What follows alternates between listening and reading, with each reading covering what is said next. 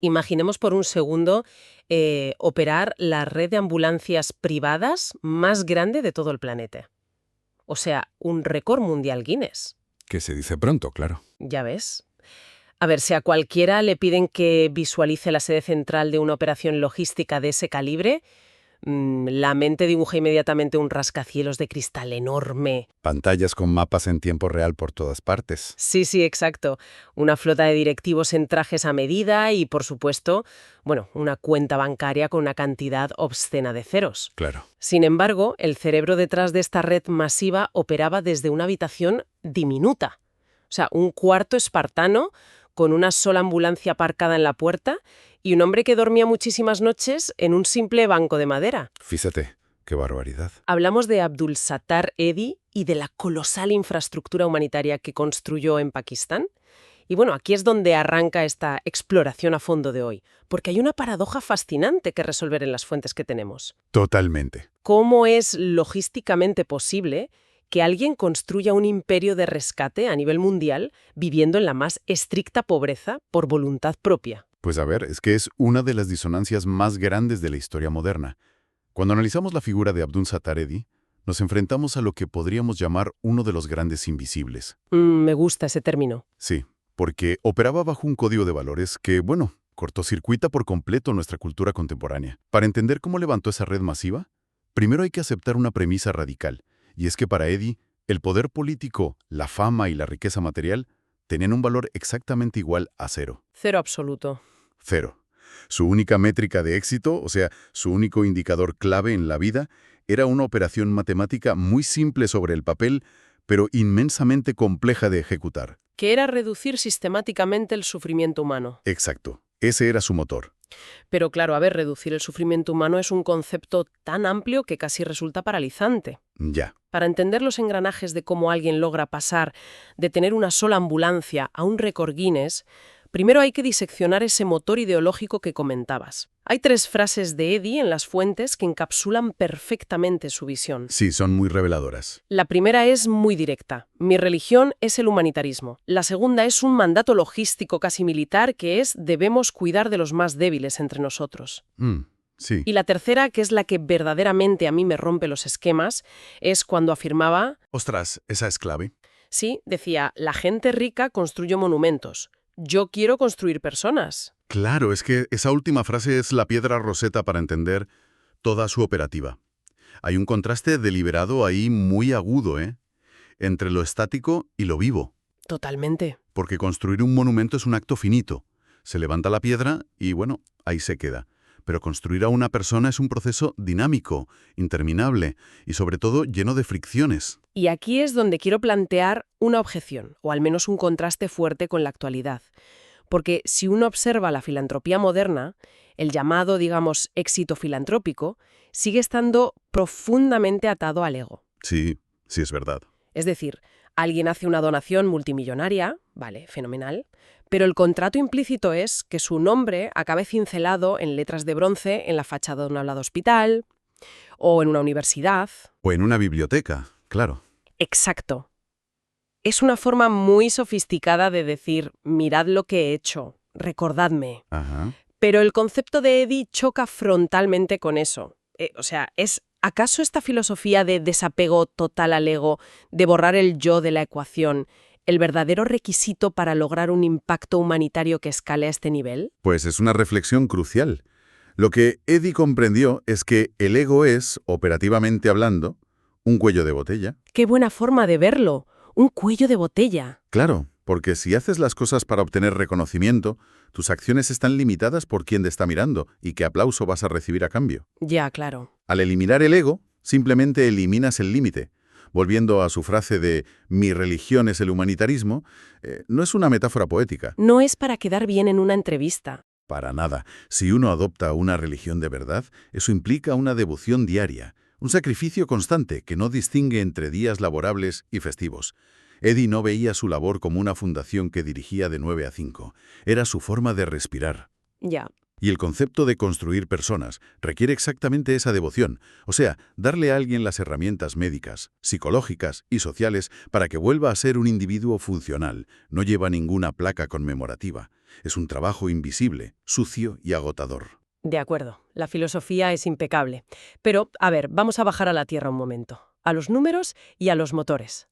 Porque las grandes ideas no salvan vidas si no hay gasolina en el tanque. Lógicamente, Y aquí es donde admito que el modelo me genera cierta confusión. Las cifras que tenemos en las fuentes son abrumadoras.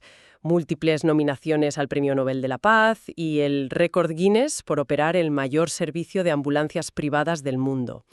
Y me detengo en la palabra privadas. ajá, ahí está el truco. Claro, porque cuando escucho ambulancia privada en el contexto actual, pues pienso inmediatamente en un modelo de negocio altamente lucrativo, Totalmente. en facturas médicas desorbitadas que arruinan a las familias, vamos. ¿Cómo encaja el término privado con un hombre que operaba desde un cuarto de minuto y no buscaba beneficios? O sea, ¿cómo se financiaba esta escala masiva si era pura caridad? Es la pregunta fundamental de todo esto. Y hay que desaprender lo que entendemos por privado. En este contexto, privado no significa corporativo, ni con ánimo de lucro. Vale. Significa pura y duramente no gubernamental.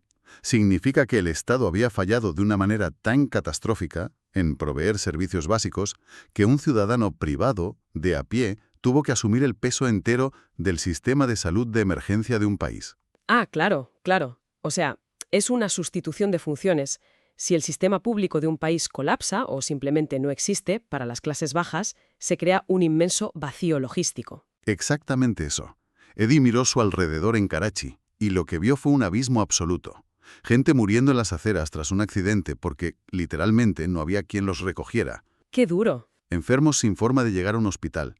Y, en lugar de organizar protestas o esperar a que el gobierno de turno creara un ministerio, él simplemente compró una furgoneta destartalada, escribió la palabra ambulancia en el lateral y empezó a conducir. Vale, pero de una furgoneta destartalada a una flota inmensa que bate récords Guinness, hay un trecho gigantesco. Un abismo. ¿Cuál era el mecanismo financiero? Si no hay rondas de inversión, estilo Silicon Valley, ni cobros a los pacientes, ¿cómo multiplico esa furgoneta por miles? Pues mira, con la herramienta más antigua y a la vez más difícil de conseguir de todas. La confianza absoluta, ganada a pie de calle, literalmente. Literalmente en la calle. Sí, sí. Eddie se plantaba en las aceras de Karachi, en los semáforos, con un simple trozo de tela extendido en las manos pidiendo donaciones a los transeúntes. Ostras. Mendigaba para los demás. Y aquí está la magia logística. Como él vivía en la más absoluta pobreza, vestía ropa remendada y no poseía propiedades, cada ciudadano que tiraba una moneda en esa tela sabía, con una certeza matemática brutal, que el 100% de ese dinero iba a ir a comprar gasolina para una ambulancia o medicinas. Ya, claro. No había intermediarios. Ninguno. No había gastos de representación, no había consultorías externas, no había comisiones. Todo iba al asfalto. Es decir, que hackeó el sistema de crecimiento basándose en una transparencia brutal. Esa es la palabra. Transparencia. En el mundo de los negocios modernos nos obsesionamos con escalar optimizando márgenes. Hay miles de algoritmos dedicados a reducir costes para maximizar el beneficio de los accionistas. No. Claro, es el modelo habitual. Pues Eddie creó una corporación masiva donde el dividendo era la vida humana. Y los inversores, por así decirlo, eran ciudadanos comunes que financiaban la operativa porque el retorno de inversión era visible en sus propias calles cada día. Así es. Llegó un punto en que la comunidad confiaba más en la Eddie Foundation que en los propios bancos o en las instituciones del Estado. Madre mía. Y operativamente, piensa que esto era antes de la era de los teléfonos móviles con GPS y todo eso. Gestionaban esta inmensa flota a través de una red de operadores telefónicos y centros comunitarios. Era una logística de guerrillas, tremendamente eficiente porque no había burocracia. O sea, si alguien llamaba, la ambulancia salía. Directamente, sin preguntar primero por el seguro médico, sin importar la casta, la religión o el estatus social de la persona.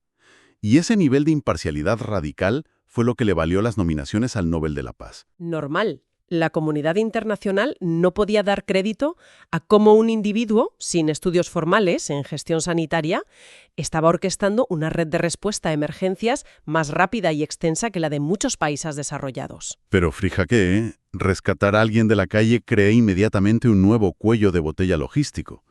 Y esto es algo que a menudo pasamos por alto cuando idealizamos las labores de rescate en general. Totalmente cierto. Una ambulancia, por muy bien equipada que esté, no deja de ser un sistema de transporte de urgencia. Actúa en el momento crítico. Sí, ¿Te saca del amasijo de hierros de un accidente? ¿O te recoge de una acera donde te has desplomado? Pero, a ver, ¿qué ocurre 10 minutos después? ese es el drama. Si no hay una estructura que absorba a esa persona a largo plazo. Pues mira, es un análisis logístico muy agudo. Y ese fue precisamente el muro contra el que chocó la Fundación en sus inicios. Salvar a la persona era solo la primera fase. Claro. La segunda fase, que era mucho más compleja y costosa en términos de tiempo y recursos, era qué demonios hacer con las vidas que acababan de salvar y que la sociedad no quería de vuelta. Y ahí es donde el ecosistema cambia por completo de forma. Y donde entra en escena una figura que, francamente, me parece el verdadero engranaje maestro de esta segunda fase. Su esposa, Bilquis Eddy. Fundamental. O sea, sin Bilquis Eddy, la Fundación se habría quedado en un simple, aunque loable, servicio de transporte médico. Ella fue la verdadera arquitecta de la infraestructura de los cuidados a largo plazo. Juntos formaron una simbiosis perfecta. Es que para visualizar cómo funcionaba esta red en su conjunto, a mí no me sirve la típica analogía romántica de que él era los brazos que rescataban y ella el corazón que cuidaba. Ya, se queda muy corto. Se queda corto, exacto. Creo que es mucho más preciso verlo como una cadena de suministro, un embudo de triaje a nivel nacional. Las ambulancias actuaban como la enorme válvula de admisión de este embudo. Sí, me gusta esa imagen. Barrían las calles, detectaban las emergencias, recogían a los heridos y canalizaban todo ese flujo de vulnerabilidad hacia un punto central. Pero el verdadero procesamiento, la maquinaria pesada de la rehabilitación social, estaba dirigida por Bilquis. Exacto. Ella gestionaba el otro extremo del embudo. Los centros de acogida, los orfanatos, los refugios para mujeres. Y me parece una analogía mecánicamente perfecta. Porque, al final, la asistencia humanitaria a gran escala es ante todo un problema de logística y de gestión de flujos. Y el trabajo de Bilquis abordaba los casos de mayor complejidad técnica y, por supuesto, emocional. Sin duda. Estamos hablando de mujeres que huían de una violencia doméstica extrema en un entorno cultural donde a menudo eran repudiadas por sus propias familias y no tenían literalmente dónde ir. ¡Qué tela! Hablamos de niños huérfanos que terminaban en las calles expuestos a redes de explotación terribles.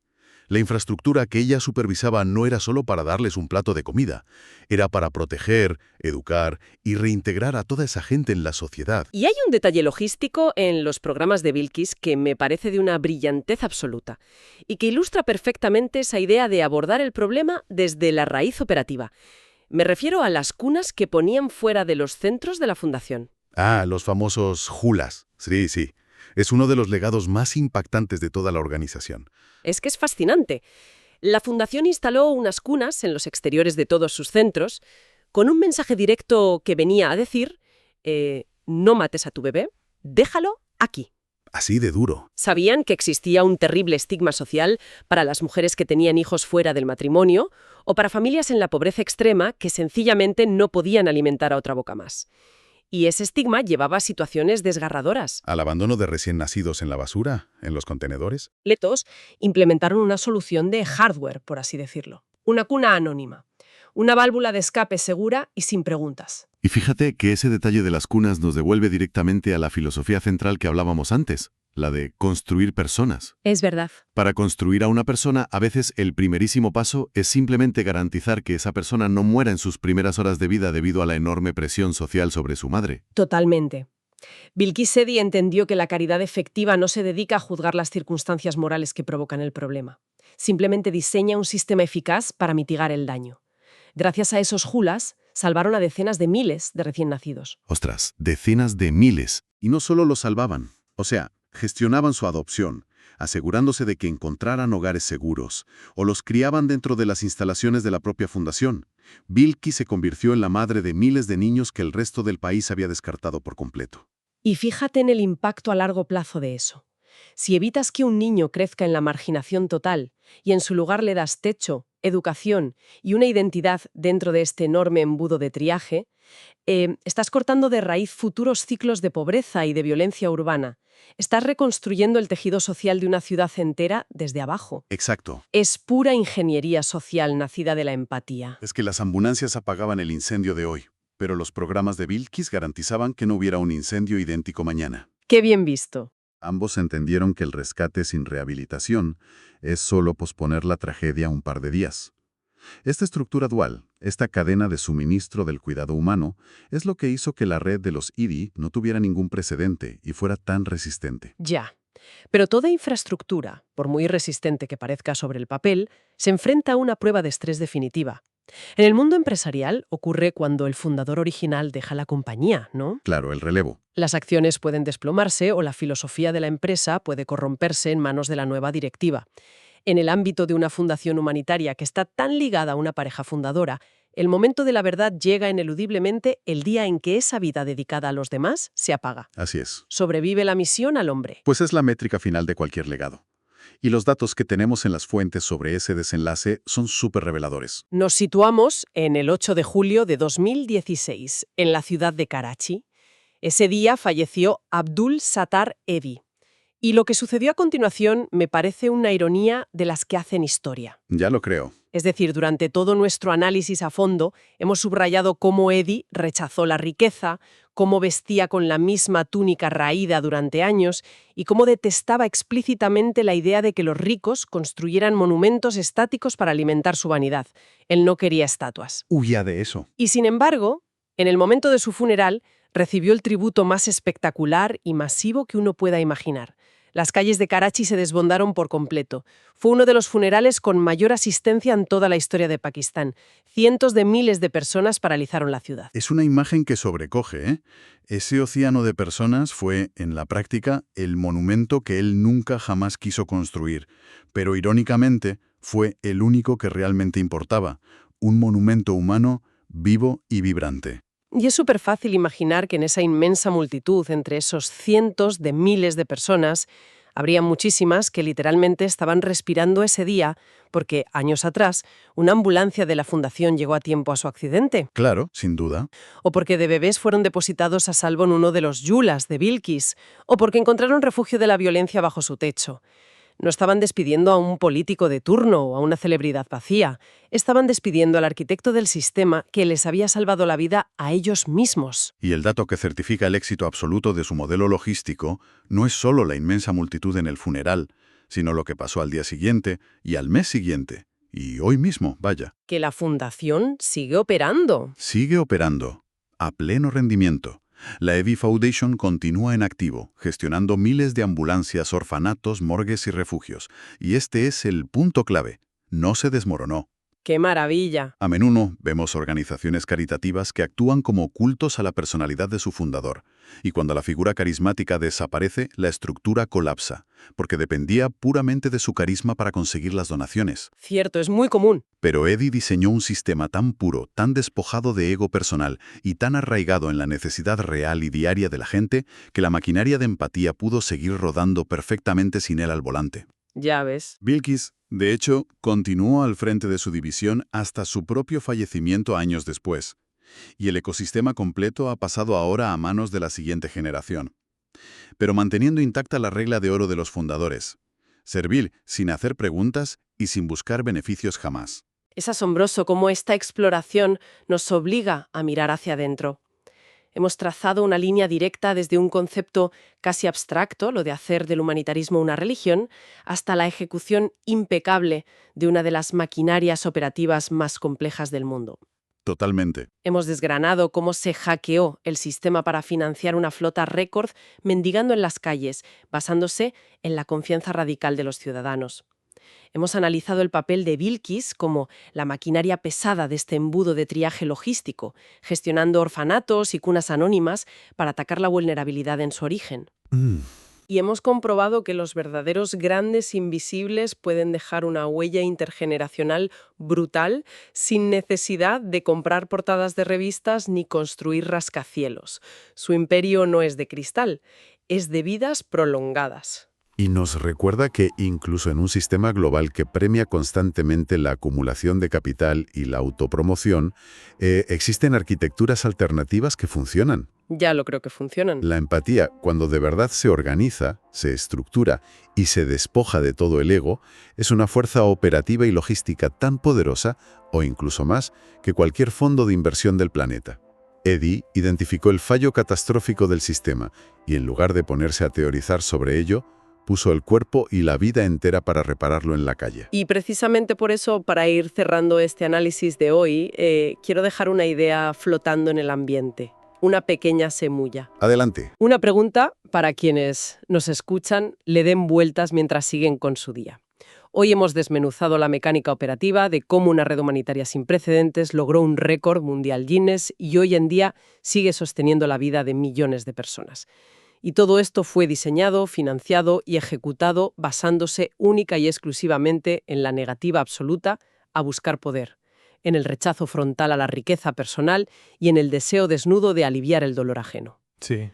Si observamos este abrumador éxito organizativo, logístico y de resistencia a lo largo de las décadas, no nos obliga el milagro operativo de la Eddy Foundation a cuestionar, desde los mismísimos cimientos, todas esas teorías económicas modernas que insisten en que el egoísmo, la ambición personal y el margen de beneficio son los únicos verdaderos motores que motivan al ser humano a construir obras gigantescas.